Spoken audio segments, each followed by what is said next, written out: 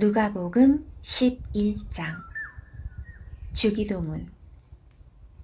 예수님께서 어떤 곳에서 기도하고 계셨을 때입니다.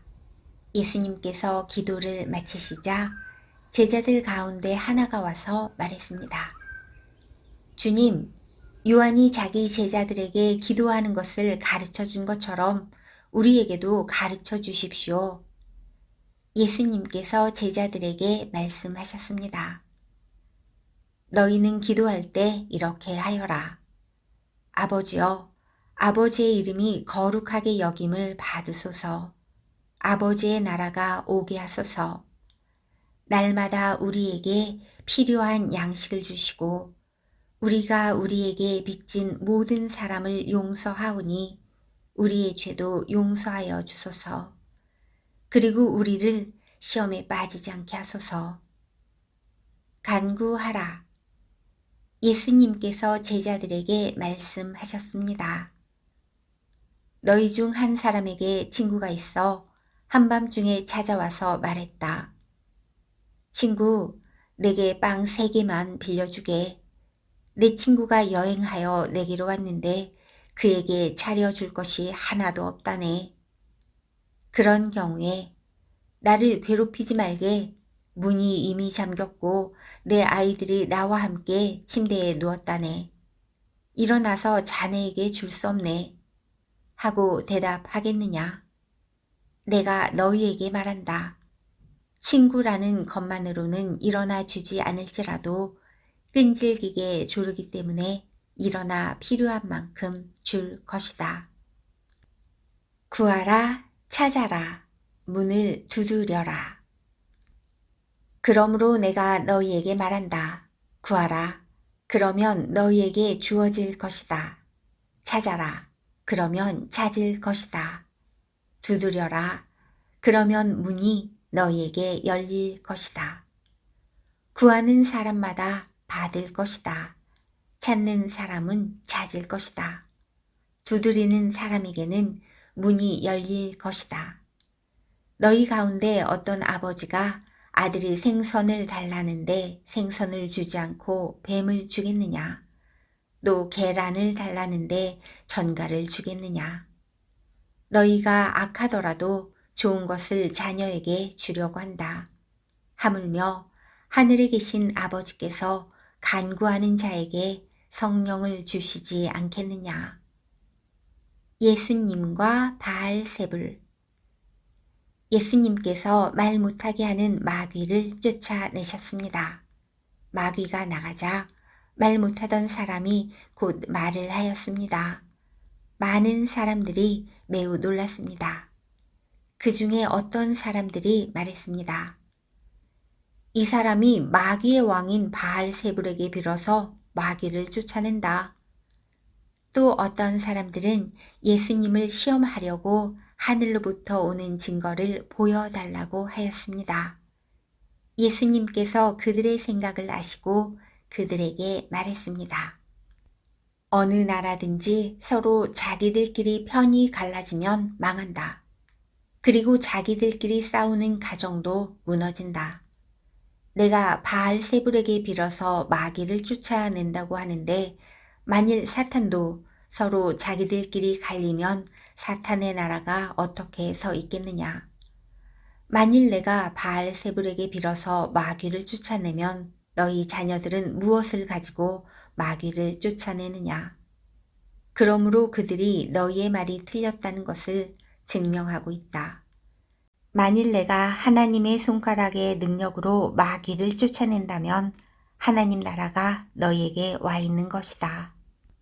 힘센 사람이 온갖 무장을 하고 자기의 집을 지킬 때 그 재산은 안전할 것이다. 그러나 이 사람보다 더 힘센 사람이 와서 그를 공격하여 이기면 무기를 빼앗고 그의 재물도 빼앗아 나눌 것이다. 나와 함께하지 않는 사람은 나를 반대하는 사람이다. 나와 함께 모으지 않는 사람은 흩어버리는 사람이다. 나중 상태가 처음보다 더 나빠짐. 더러운 영이 어떤 사람에게서 나와서 쉴 곳을 찾아 물이 없는 곳을 헤매고 다니다가 찾지 못하면 내가 나왔던 집으로 다시 돌아가야겠다 라고 말한다. 돌아와서 보니 전에 있던 곳이 깨끗하게 청소되고 잘 정리되어 있다. 이에 그 더러운 영이 나가서 자기보다 더 악한 영 7을 데리고 와서 거기에 들어와 산다. 결국 그 사람의 나중 상태가 처음보다 더 나쁘게 된다. 참으로 복된 사람. 예수님께서 이 말씀을 하고 계실 때 한 여인이 무리들 속에서 목소리를 높여 외쳤습니다. 당신을 낳아서 기른 당신의 어머니는 참 복이 있습니다. 예수님께서는 오히려 하나님의 말씀을 듣고 지키는 사람이 복이 있는 사람이다 라고 말씀하셨습니다. 요나의 증거. 사람들이 더 모여들 때 예수님께서 말씀하셨습니다. 이 세대는 악한 세대이다. 이 세대가 증거를 달라고 하지만 요나의 증거 외에는 아무 증거도 받지 못할 것이다. 니느웨 사람들에게 요나가 증거가 된 것처럼 인자도 이 세대에게 증거가 될 것이다. 심판의 때에 남쪽 나라 여왕이 이 시대의 사람들과 일어나서 그들을 죄인으로 심판할 것이다.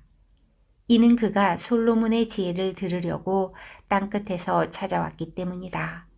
그러나 솔로몬보다 더 큰 사람이 여기 있다. 심판의 때에 니느웨 사람들이 이 시대의 사람들과 일어나 그들을 심판할 것이다. 이는 그들이 요나의 선포를 듣고 회개하였기 때문이다. 그러나 요나보다 더 큰 사람이 여기 있다. 눈은 몸의 등불이다.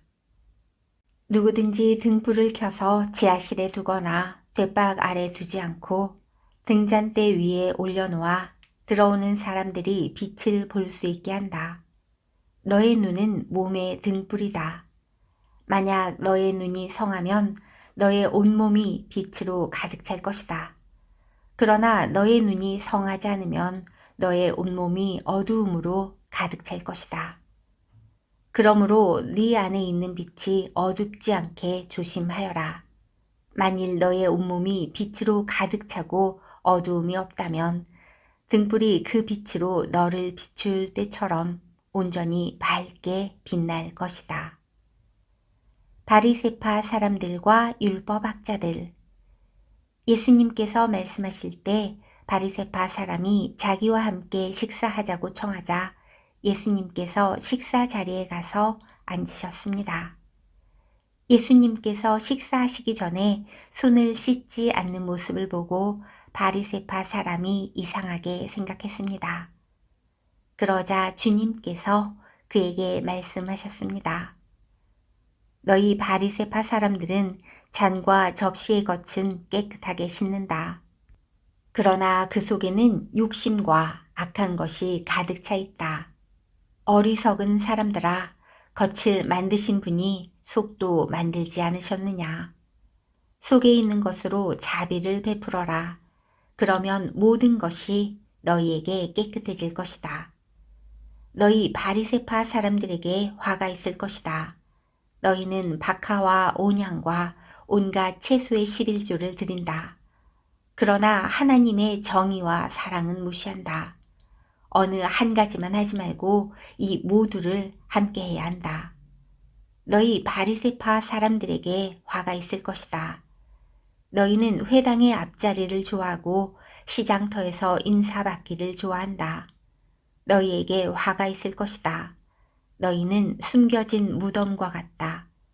사람들은 무엇인지도 모르고 그 위를 걸어 다닌다.